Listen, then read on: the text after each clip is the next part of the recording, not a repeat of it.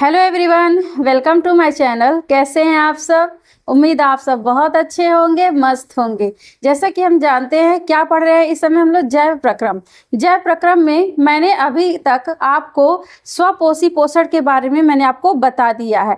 अब आज हम जानेंगे परपोषी पोषण। तो परपोषी पोषण क्या होता है? तो जिस प्रकार आपने स्वपोषी पोषण पढ़ा था, तो स्वपोषी में क्या था? जैसे हरे पौधे थे, वो क्या करते थे? अपना भोजन खुद बनाते थे। जो अपना भोजन स्वयं बनाए वो क्या हो जाएंगे? स्वपोषी। और परपोषी, पर मतलब क्या? दूसरे पर, जो अपने भोजन के लिए दूसरे जीवों पर आश्रित हो, उन्हीं को बोलते हैं परपोषी। तो जरूरी नहीं है जीवों पर, या वो दूसरे पौधों पर आश्रित हो सकते हैं, दूसरे जीवों पर आश्रित हो सकते हैं। मतलब क्या होगा? वो पर मतलब दूसरों पर ही आश्रित होंगे अपने भोजन के लिए, तो उसी को बोलते हैं परपोषी पोषण। तो हम चलिए इनको डिटेल में एक एक करके सबको पढ़ते हैं।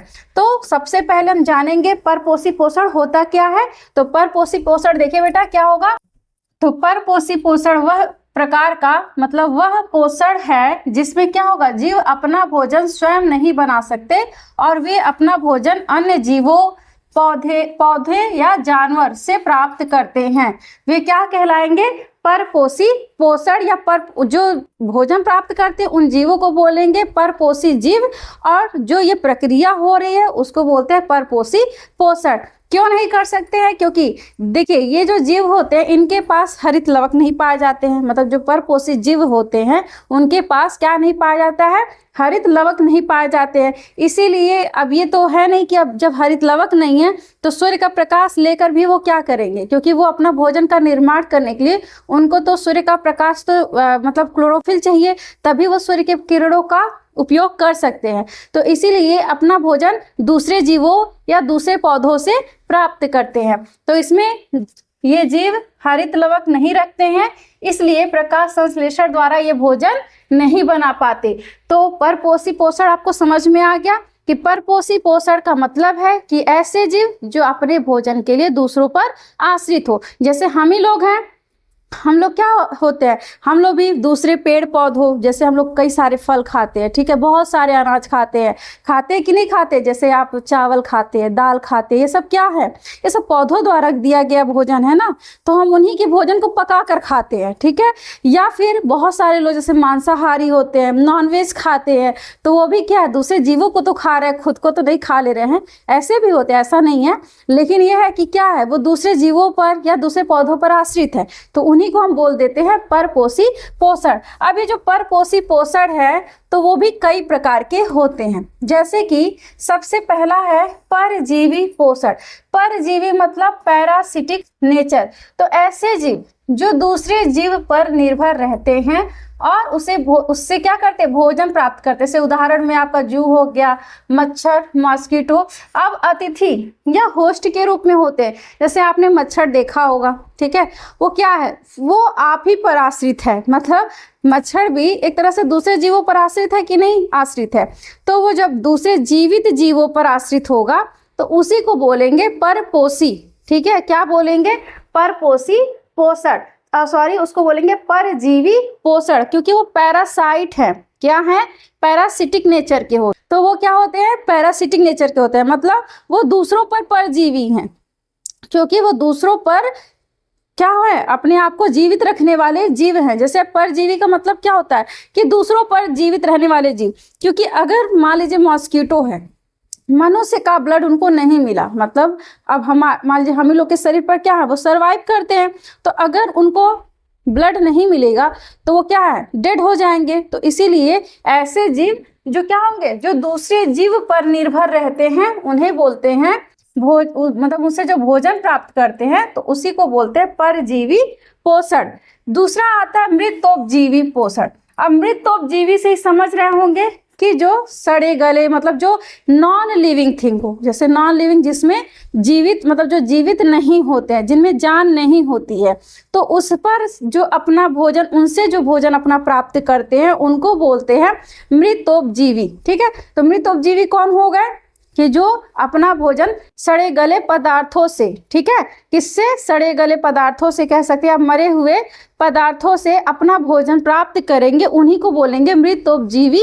और इंग्लिश में बोलते हैं उनको सैप्रोफिटिक, न्यूट्रिशन। तो ऐसे जीव जो मृत एवं सड़े गले कार्बनिक पदार्थों से भोजन प्राप्त करते हैं तो उन्हीं को बोलेंगे क्या, मृतोपजीवी पोषण। उदाहरण में आपका हो गया कवक हो गया, कुछ बैक्टीरिया भी आते हैं। कवक आप जान रहे हैं, मशरूम आप लोग खाए होंगे, ठीक है, मशरूम आप लोग खाते हैं। वो क्या है, मशरूम को हम लोग हिंदी में क्या बोलते हैं, कुकुरमुत्ता, ठीक है। तो वो क्या है, वो सड़े गले पदार्थों से अपना भोजन प्राप्त करता है। तो वो एक प्रकार का क्या है बेटा, वो आपका एक प्रकार का सैप्रोफिटिक है, ठीक है। मतलब जीव की बात करें तो सैप्रोफिटिक पोषण कैसा है, सैप्रोफिटिक न्यूट्रिशन कहेंगे, ठीक है। तो ये आपका हो जाएगा क्या, मृतोपजीवी पोषण। तो ये हो गया मृतोपजीवी पोषण। अब आता है तीसरे प्रकार का पोषण। तो तीसरा है आपका क्या, सहजीवी पोषण। सहजीवी का मतलब होता है कि दोनों जीव एक दूसरे के साथ साथ मतलब साझेदारी करके अपना जीवन यापन करते हैं। मतलब इस कंडीशन में दोनों जीव लाभ प्राप्त करते हैं। जैसे मान लीजिए अब आपने लाइकेन देखा है, मान लीजिए नहीं भी देखे तो कोई बात नहीं, आप शैवाल के बारे में जानते हैं, मतलब एल्गी जान रहे हैं। फंजाई मतलब कवक के बारे में, जैसे मैंने अभी आपको मशरूम बताया।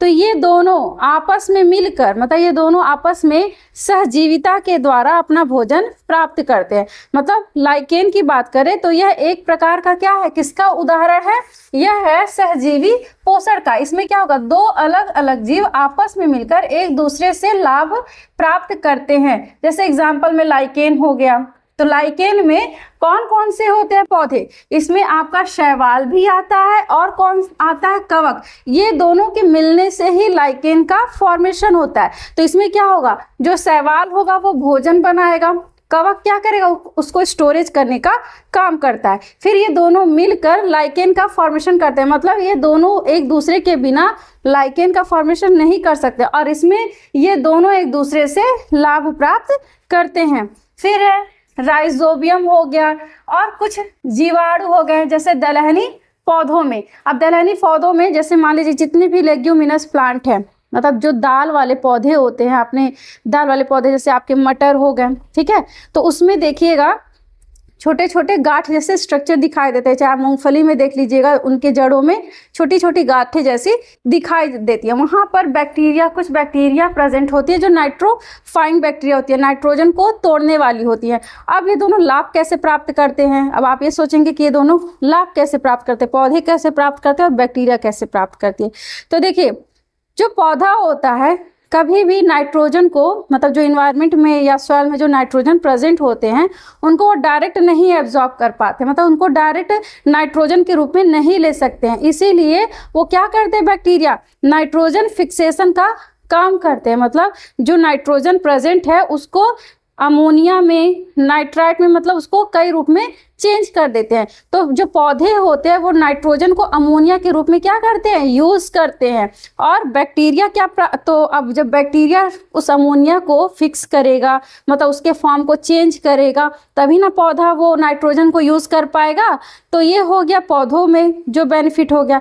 लेकिन अगर बात करें बैक्टीरिया का, तो बैक्टीरिया क्या करेगी, उस पौधों से अपना भोजन प्राप्त करती हैं। तो इसी प्रकार कुछ जीवाणु जो होते हैं दलहनी पौधों से क्या करते हैं, अपना भोजन प्राप्त करते हैं। तो यहाँ पे पौधे भी बेनिफिट है, मतलब पौधे भी लाभ प्राप्त करते हैं और जीवाणु भी लाभ प्राप्त करते हैं। मतलब इन दोनों के बीच में क्या कह सकते हैं कि प्लस प्लस का कंडीशन है, मतलब इनको भी फायदा है, दूसरे को भी फायदा है। तो ये हो गया सहजीवी पोषण, मतलब साथ साथ जीने वाले। चौथा है प्राणी संभोजी। अब देखिए इसको प्राणी संभोजी भी कह सकते हैं और क्या कह सकते हैं, परभक्षी पोषण। परभक्षी का मतलब होता है इसमें होलोजोइक न्यूट्रिशन। होलोजोइक न्यूट्रिशन का मतलब है किसी भी जीव को अगर हम पूरे जैसे एज सच जैसे वो सामने दिख रहा है अगर उसको ऐसे ही हम निगल लें तो उन्हीं को बोलते हैं क्या, होलोजोइक न्यूट्रिशन। मतलब होलो मतलब क्या होता है, पूरा, संपूर्ण, तो उसी को बोलते हैं होलोजोइक न्यूट्रिशन। तो परभक्षी न्यूट्रिशन मतलब परभक्षी पोषण, मतलब दूसरे जितने भी क्या होते हैं जीव जंतु, कीड़े मकोड़े जो भी होते हैं, अगर उनका जैसे जितने बड़े उनको तुरंत इनगल्फ कर लिया जाए, मतलब तुरंत उनका इंजेक्शन अंतर्ग्रहण कर लिया जाए, तो उसी को बोलते हैं परभक्षी पोषण। तो जीव ठोस या द्रव्य भोजन ग्रहण करते हैं, फिर उसका क्या करते हैं, पाचन, अवशोषण और उत्सर्जन करते हैं। जैसे उदाहरण में मनुष्य हो गया, बिल्ली हो गई, कुत्ता हो गया, अमीबा हो गया, ये सब किस में आते हैं, ये सब आते हैं प्राणी समभोजी में। लेकिन अगर बात करें सिर्फ अमीबा की, तो अमीबा ये तो पूरी तरह से होलोजोइक न्यूट्रिशन प्राप्त करता है। क्यों करता है, देखिए अभी आपको न्यूट्रिशन के बारे में, मतलब जो आपको पोषण के बारे में पढ़ना है, तो उसमें आपको डिटेल में आपको अमीबा में पोषण और जंतुओं में पोषण, मतलब मनुष्यों में पोषण के बारे में आपको पढ़ना है। तो उस पोषण के अंतर्गत बहुत सारे स्टेप आते हैं। मतलब जैसे सबसे पहले क्या होता है, अंतर्ग्रहण होता है, ठीक है। सबसे पहले भोजन क्या करते हैं, मान लीजिए मनुष्य की बात करें तो सबसे पहले आप भोजन को क्या करते हैं, मुंह में लेते हैं, तो वो हो गया अंतर्ग्रहण। अब जब उसको खाएंगे तो उसको पचाना भी तो होगा, तो नेक्स्ट स्टेप का क्या आता है कि पाचन आता है। पाचन के बाद से अब क्या करेंगे, अब जो भी उसमें आवश्यक पोषक तत्व हैं उनका अवशोषण करेंगे, तो तीसरा स्टेप आ जाएगा अवशोषण। अवशोषण के बाद तो मान लीजिए जो भी आपका, अब क्या करेंगे उसका, फिर अब हमको जो उसकी आवश्यकता जिसकी नहीं होगी, मतलब जितने भी अपशिष्ट पदार्थ है, जितने अधपच या अपच जो भी पदार्थ आपके शरीर के लिए नहीं इंपॉर्टेंट है, उनको बाहर निकाल दिया जाता है। तो ये कुछ स्टेप आते हैं किसमें, जंतुओं के पोषण में। तो ये सारे किसके अंतर्गत आते हैं, ये सारे आते हैं प्राणी समभोजी के अंतर्गत आते हैं। तो इसमें हमको सबसे पहले अमीबा में ही पोषण डिटेल में पढ़ना है, जिसमें कि सबसे पहले मतलब विभिन्न जीवों में पोषण पढ़ेंगे, तो उसके अंतर्गत सबसे पहले किसमें पढ़ना है हमको, पोषण अमीबा में पोषण पढ़ना है, मतलब न्यूट्रिशन इन अमीबा। तो देखिए अमीबा क्या होता है, एक कोश की जीव होता है। अब एक कोश की जीव मैंने यहाँ क्यों बताया, जैसे मान लीजिए मनुष्य की बात करें तो मनुष्य क्या है, बहुकोशिकीय जीव है। तो ये एक कोशिकीय बहुकोशिकीय का मतलब क्या है, जैसे मान लीजिए अब क्या है हमारे शरीर में, अगर बात करें सिर्फ पाचन की ही, सिर्फ पाचन की बात करें तो पाचन के लिए देखिए कौन कौन से सिस्टम पाए जाते हैं, कौन कौन से ऑर्गन पाए जाते हैं।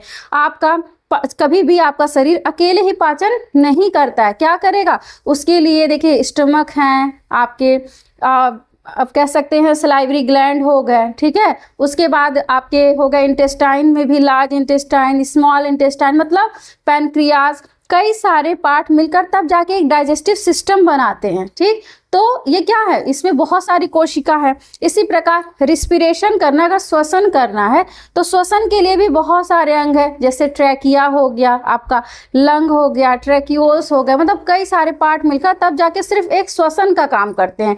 तो जो एक कोश की जीव होता है, जैसे मान लीजिए आपके घर में आप अकेले हैं, आपके घर में कोई भी नहीं है, तो आपको घर का सारा काम अकेले करना है, चाहे आप खाना बनाइए, ठीक है, चाहे आपको खाना खाना हो, चाहे जो भी करना हो, साफ सफाई करना है, पढ़ाई करना है, तो सारा काम तो आपको अकेले करना है, क्योंकि उस वक्त आप घर में क्या हैं, अकेले हैं। लेकिन अगर आपके घर में बहुत सारे लोग हों, जैसे आपके मम्मी पापा दीदी भैया जो भी होंगे, तो हर कोई कुछ ना कुछ काम कर लेगा, मतलब काम थोड़ा सा क्या होगा, बट जाएगा। तो जब बहुत सारे जीव मतलब उसमें अंगों में बट जाएंगे तो वो क्या होगा, आपका काम भी हल्का होगा, प्लस वो क्या हो जाएंगे, बहुकोशिकीय हो जाएंगे।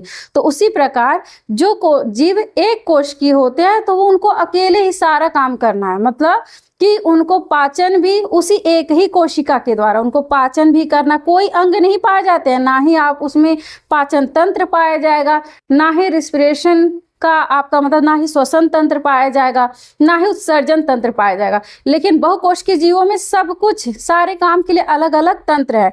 पाचन कोई और करेगा, उत्सर्जन कोई और तंत्र करेगा, श्वसन कोई और तंत्र करेगा। लेकिन अमीबा में क्या है, सारा काम अमीबा को अकेले करना है, मतलब कि सिर्फ उसी एक ही कोशिका से ही, अमीबा में सिर्फ एक ही सेल है, वही बेचारा एक ही सेल क्या करेगा, पाचन भी करेगा, अंतर्ग्रहण भी करेगा, ठीक है, उसके बाद से उत्सर्जन भी करेगा, ऊर्जा का अवशोषण भी करेगा। ये नहीं है, उसके लिए विभिन्न अंग हैं। तो आज हम जानेंगे किसके बारे में, सबसे पहले अमीबा में पोषण के बारे में। तो अभी मैंने बताया अमीबा क्या है, एक कोशिकीय जीव होता है। तो एक कोशिकीय जीव का मतलब समझ गए कि एक ही कोशिका पाई जाती है, मतलब एक ही सेल पाया जाता है और वही सेल बेचारा सारा काम अकेले करता है। तो इसमें बात करें अमीबा के पोषण की, तो इसमें देखिए अमीबा और इसमें पाचन अंग नहीं पाए जाते। अभी मैंने बताया कि इसमें पाचन अंग नहीं पाए जाएंगे। तो अमीबा में पोषण होलोजोइक पोषण है और इसके 5 चरण होते हैं। तो होलोजोइक मतलब पूरा, जैसे मान लीजिए अब अमीबा, मान लीजिए हम क्या है, अमीबा हैं, सामने से कोई भी इंसेक्ट, कोई भी कीड़े मकोड़े आ रहा है, उसको हमको खाना है, ठीक है। तो क्या करेगा अमीबा, सबसे पहले मतलब उसके 5 चरण होते हैं। तो अमीबा में ये पाया जाता है, यहाँ पे ये जो आपको दिख रहा है ये किनारे किनारे, इसको बोलते हैं स्यूडोपोडिया। देखिए यहाँ पे नाम लिखा हुआ है स्यूडोपोडिया। तो स्यूडोपोडिया को हिंदी में बोलते हैं कूटपाद। क्या बोल सकते हैं? कूटपाद बोल सकते हैं, या और किस नाम से जानते हैं? पादाब। क्या बोलते हैं? पादाब और स्यूडोपोडिया बोलते हैं। तो स्यूडोपोडिया इसलिए, पोडिया मतलब होता है पैर, ठीक है, लेकिन स्यूडो इसलिए क्योंकि ये ट्रू फुट नहीं होते, मतलब एकदम सत्य पैर नहीं होते, इसलिए इसको बोलते हैं झूठा पैर, मतलब इसीलिए इसको बोलते हैं स्यूडोपोडिया। तो वो क्या करेगा, ऐसे स्यूडोपोडिया अपना निकालेगा जैसे ही भोजन को देखेगा तभी, वरना वो फिर अपने फॉर्म में आ जाता है। तो जैसे ही भोजन को देखा तो वो क्या करेगा, ऐसे आगे बढ़ेगा और वहां से जो भी भोजन आएगा उसको पूरी तरह से ऐसे पकड़ लेगा।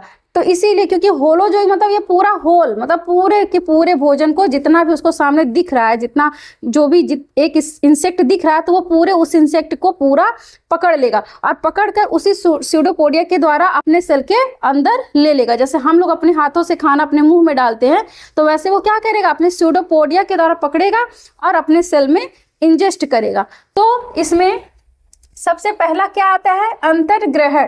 तो अंतर्ग्रहण क्या होगा, जैसे मान लीजिए आपको यहाँ पे दिखाई दे रहा होगा, ये क्या है, स्यूडोपोडिया, आपको नजर आ रहा होगा, ये क्या है, ये स्यूडोपोडिया है, मतलब उसके पदार्थ है। अब ये क्या करेगा पदार्थ, अब देखिए यहाँ सामने दिखाई दे रहा है भोजन, तो अब उस भोजन को क्या करेगा, इसे स्यूडोपोडिया से पकड़ेगा। और ये बीच में क्या है, ये केंद्रक है, केंद्रक, जिनको हम क्या बोलते हैं इंग्लिश में, न्यूक्लियस भी कह सकते हैं। क्या है, न्यूक्लियस,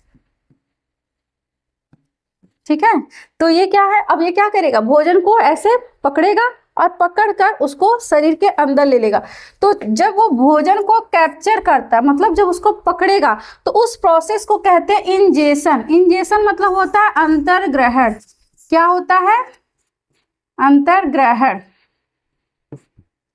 इंजेशन मतलब क्या होगा, इंजेस्ट किया, मतलब उसको भोजन को लिया और अपने शरीर में, मतलब अपने कोशिका के अंदर ले लिया, तो उसको बोलेंगे इंजेशन। नेक्स्ट स्टेप आता है फिर डाइजेशन का, क्योंकि अब क्या है, अमीबा के पास तो कोई पाचन तंत्र तो पाया नहीं जाता है। अब अमीबा क्या करेगा, मान लीजिए सामने से कोई उसको कोई भोजन दिखा, उसको खा लिया। अब खा लिया तो अब क्या करेगा, उसका पाचन करना चाहेगा ही चाहेगा।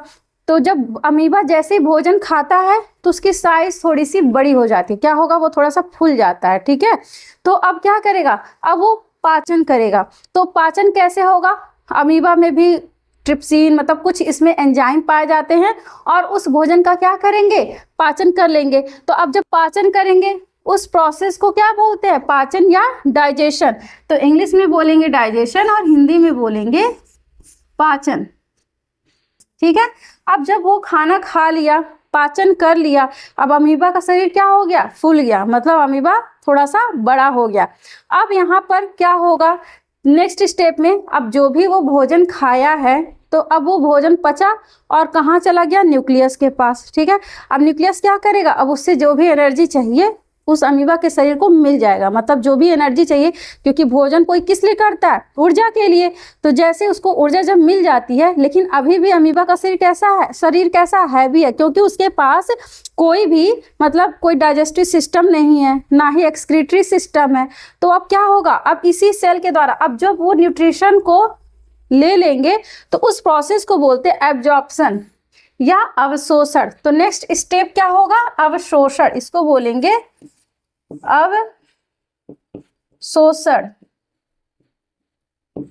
फिर आएगा अधिग्रहण।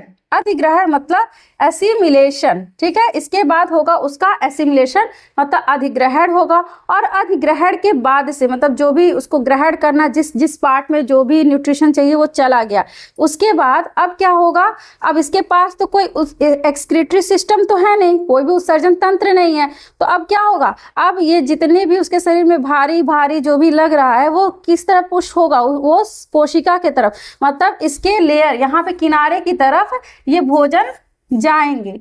और अमीबा क्या होगा, उसकी सेल वॉल थोड़ी सी मतलब अमीबा का जो लेयर है, मेम्ब्रेन है, वो थोड़ा सा क्या होगा, रप्चर होगा, और ये भोजन फिर जैसे आया था बाहर अंदर वैसे ही स्यूडोपोडिया ही हटेगा, और फिर वो भोजन जितना भी उसको नहीं चाहिए मतलब जितना भी एक्स्ट्रा मतलब उत्सर्जी पदार्थ है वो उसके बाहर चला जाएगा, किसके, अमीबा के शरीर से। तो उस प्रोसेस को कहते हैं इजेशन, या कहेंगे हिंदी में बोलते हैं उत्सर्जन।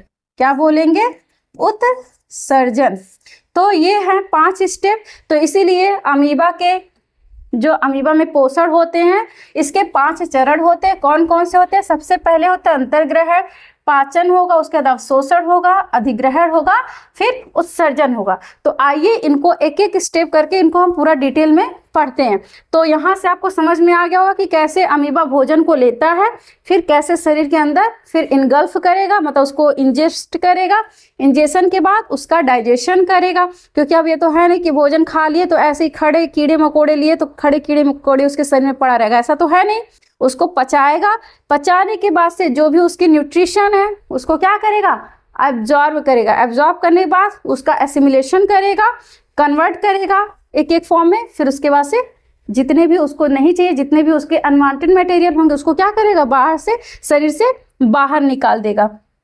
तो यहाँ पर अब देखिए स्टेप की बात करें तो सबसे पहला स्टेप क्या आएगा, इंजेशन मतलब अंतर्ग्रहण, सिर्फ ग्रहण भी लिख सकते हैं, अगर आपकी इच्छा है तो अंतर्ग्रहण भी लिख दीजिए, अंतर्ग्रहण ही लिख देते हैं क्योंकि बुक में अंतर्ग्रहण दिया है, तो यहाँ पर अंतर्ग्रहण लिख देंगे,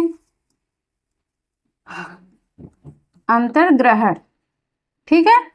तो इसमें क्या होगा, अमीबा अपने शरीर से, अमीबा अपने पैर शरीर से क्या करेगा, कृत्रिम पैर, कृत्रिम पैर मतलब वही स्यूडोपोडिया, जैसे मान लीजिए अब ये अमीबा है, ये अमीबा है, ठीक है, तो ये क्या है, ये ही इसको बोलेंगे स्यूडोपोडिया, स्यूडोपोडिया बोल सकते हैं। और मैंने क्या आपको नाम बताया है अभी को,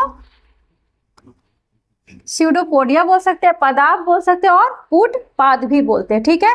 तो इसको क्या करेगा, निकालेगा, और जैसे ही सामने भोजन को देखेगा तो मान लीजिए यहाँ पे क्या है, ये भोजन है, और इसी स्यूडोपोडिया के द्वारा क्या करेगा, उसको पकड़ लेगा। तो उसको पकड़ लेता है और क्या करेगा, भोजन को घेर कर कोशिका के अंदर ले लेगा, मतलब उसको पूरे चारों तरफ से इसको क्या करेगा, घेर लेगा। कैसे घेरेगा, तो जैसे मान लीजिए यहाँ पर ये अमीबा है, तो अभी यहाँ पे तो भोजन उसको दिखाई दिया है, यहाँ बीच में न्यूक्लियस होगा, अभी तो उसको बस भोजन दिखाई दिया है। तो अब ये नेक्स्ट स्टेप में क्या करेगा अमीबा, ये अपने स्यूडोपोडिया को और अच्छे से इस तरह से घेरेगा और इसमें अच्छे से ऐसे पूरा भोजन को ले लेगा, पकड़ लेगा। फिर इसके बाद क्या होगा, नेक्स्ट स्टेप में इसका पाचन करेगा, तो क्या होगा, डाइजेशन। अब क्या होगा, भोजन रसिका में चला जाता है। अब भोजन रसिका मतलब होता है, जैसे यहाँ पर मान लीजिए ये अमीबा है, ठीक है, ये क्या है, अमीबा है, और इसके बीच में यहाँ पर पाया जाता है न्यूक्लियस, और यहाँ पर कुछ फूड वैक्यूल पाए जाते हैं, ठीक है। तो कुछ ओल्ड फूड वैक्यूल, क्योंकि अमीबा क्या हमेशा भोजन अपना करता रहता है और एक्सक्रीट करेगा बार बार, तो बहुत सारे ओल्ड वैक्यूल भी होते हैं, मतलब ओल्ड फूड वैक्यूल भी होते हैं, और कुछ न्यू। तो जैसे ही जब यहाँ से भोजन अंदर लिया तो कहाँ चला जाएगा, इस आपके भोजन रसिका में। क्या है, भोजन रसिका,